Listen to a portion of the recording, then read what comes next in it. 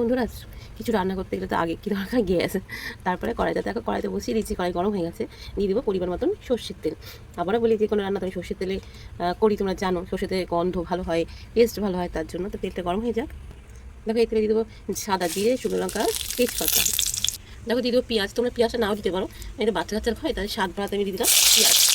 এর মধ্যে দিয়ে দেবো কিছুটা আদা, দেখতে পাচ্ছ, আদাটাকে একটু মেরে নেবো, একটু হালকা একটু ভেজে নেবো। দেখো মানে একটু ভাজা হবে না, আদার খুব সুন্দর একটা সেন্ট আছে, তাই না? তাই জন্য আমি আর সেরকম করে দিলাম, তোমরা বেটে নিতে পারো। দেখো দিয়ে দিলাম একটা ছোটো টমেটো, তার সাথে দিয়ে দিলাম কিছুটা লঙ্কা কুচি, এর মধ্যে দিয়ে দেবো পরিমাণ মতন লবণ। তবে এটা একটু নাড়াচাড়া করে নেবো, দেখতে পাচ্ছ? এটা দিয়ে দেবো পরিমাণ মতন হলুদ, আর দিয়ে দেবো একটু জিরে দিয়ে এরকম বেশি না, যেমন পরিমাণে লাগবে আর কি। একটু মশলাটাকে ভালো করে ভেজে নেবো মশলাটা। যখন মশলাটা সব কিছু ভাজা হয়ে যাবে তখন তো তেল ছেড়ে দেবো। এটাকে জল দেবো না, তাহলে টমেটো দিয়েছি তো, তার জন্য জল দিতে হবে না।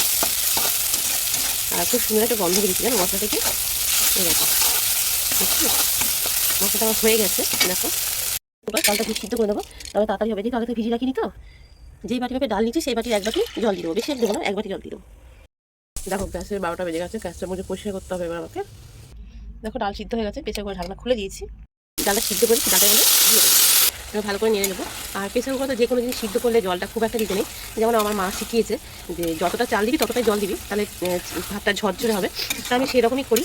তা দেখো ডালটা দিয়ে একটু সাঁতলে নিচ্ছি, সাঁতলে নিয়ে জল দিয়ে দেবো। সাঁতলে নিয়েছি, এবার এর মধ্যে দিয়ে দেবো জল। ডালটা তো হাফের বেশি আমার সিদ্ধ হয়ে গেছে, যে সাঁতলে নিলাম, এবার দিয়ে দেবো জল, পরিমাণ মতো জল। ডালটা তো ফুটে গেছে, যেহেতু ছোলার ডাল করছি তাই উপর থেকে কিছুটা এলাচ তেতো করে দিয়ে দেবো। ডালটা তাহলে বাদ বাকিটা হতে থাক, ততক্ষণে চলো বাদ বাকি কাজটা আমি ছেড়ে নিই। দেখো দেখতে পাচ্ছ, বলে তো পয়েন্ট, জয়েন্টে পয়েন্ট লাগাচ্ছি। দিয়ে দিয়েছি আটা আজকে, আর নিয়ে নেবো পরিমাণ মতন লবণ। যদিও করবো রুটি, তাও দিয়ে দিলাম কিছুটা কালো জিরে, আর এটা পরিমাণ মতন জল দিয়ে আমি আটাটাকে মেখে নিই, যেমন আটা মাখে রুটি করতে, যেরকম আটাটাকে মেখে নেবো। দেখো আটাটা মেখে নিয়েছি, এবার লেচি করে নেবো ছোটো ছোটো করে। একটা জিনিস জানো বন্ধুরা, আমি না ছোটো রুটিও করতে পারি না, ছোটো লুচিও করতে পারি, কেন বলো তো? আমি একটু বড়ো সাইজের করি। এই দেখো তাই, দেখলে লেচি কেটে নিয়েছি। দেখো এক হাতে ক্যামেরা ধরতে হয় বলে আমি এটা বেলে নিয়েছি চৌকো চৌকো করে। এদিকে বসিয়ে দিয়েছি একটা ফ্রাইং প্যান, হালকা একটু তেল দেবো এপিট এপিট। দেখো ফ্রাইং প্যান বসিয়ে হালকা একটু তেল দিয়েছি, এবার এতে এপিট এপিট করে ভেজে নেবো জিনিসটা। আর যত রাত হয় জানো তত পুকুরে এরকম ডাকা রাখতে জানো। দেখো এপিট এপিট ভেজে নিয়েছি, হয়ে গেছে, তুলে নেবো। দেখতে পাচ্ছ? দেখো ভেজে তুলে নিয়েছি। এর সাথে কিন্তু পেঁয়াজ দিলে কিন্তু বাম্পার হবে, তাই একটা মাঝারি সাইজের পেঁয়াজ নিয়েছি, দেখতে পাচ্ছ? দেখো আনিয়ে নিয়েছি ডালটাতে আমি যেহেতু ছোলা ডাল মিষ্টি, তার জন্য আমি চিনি ব্যবহার করি, তোমরা দেখতে পেয়েছো। আর ডালটা দেখো এখন ধোয়া উঠছে, কালারটা দেখেছো? সবার অবশ্য খাওয়া হয়ে গেছে, ওই খুব সুন্দর হয়েছে।